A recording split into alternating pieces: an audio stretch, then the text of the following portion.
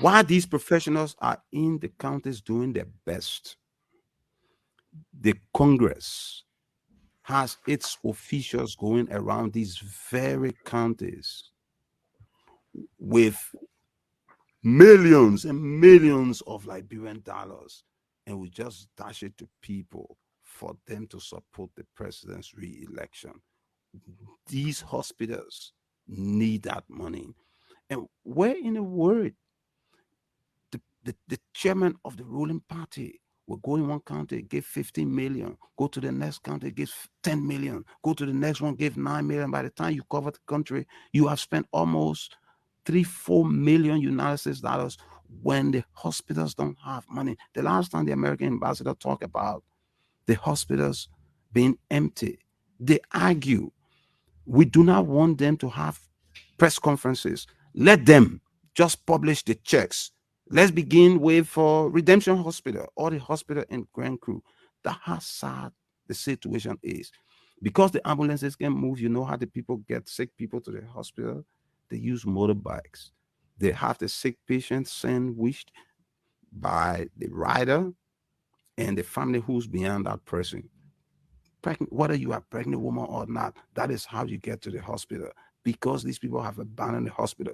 They're more concerned about President Weah's re-election than they are concerned about health delivery, than they are concerned about education. The challenge is out to them. Let them publish the checks for the various institutions, the health centers, the universities. Let's come to the issue of rules. I've heard the president and his supporters say the president is doing very well with the rules. Are they kidding? We have three major highways in this country, from Banga to Lofa, from Ganda to the southeast, from Bassa to the southeast. Of course, you got the one going to Bapalu, but the three major ones, because those ones go through several counties, those rules have been abandoned. You cannot get to the southeast. 3 years ago, I invited the Tottenham University finance team to meet the finance minister. We sat in his living room. Buddy Gray represented TU, A.T. Wesley represented TU, and Emmanuel Hammond, the controller. We sat there and we discussed what little help they could give the university. That was 3 years ago. They are my witnesses. I told the Minister of Finance, you are from Maryland. The president is from the southeast. The pro tem is from the southeast. The deputy speaker is from the southeast. The speaker is from the southeast. If nothing is done about this rule, 2-3 years from now, the rule will be impossible. And I can assure you, I will not be with you people.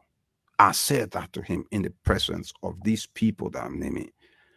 When you get on that rule and you are an official of government, you will feel very bad about yourself because the people will insult you.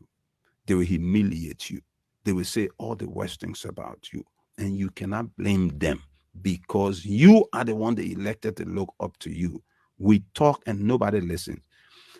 Between Grand Jide and River G, the towns and villages are very far apart. You can ride 1 hour, you will not reach a town.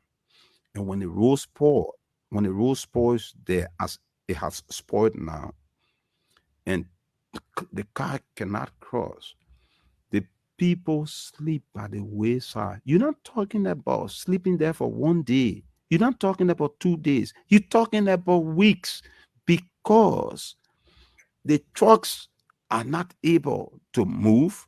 They will take maybe 1 week. You pull me, I pull you. We dig and dig. Hmm. And the mothers and their children will sleep at the roadside. They cannot walk to any village. And if the president is not able to do these major roads, the highways, we are not saying pave the road. We are saying just clear the mud. And we forewarn you. We told you it will happen.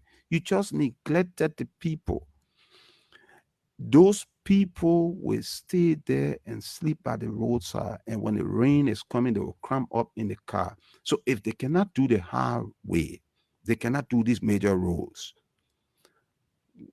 What's about the feeder roads?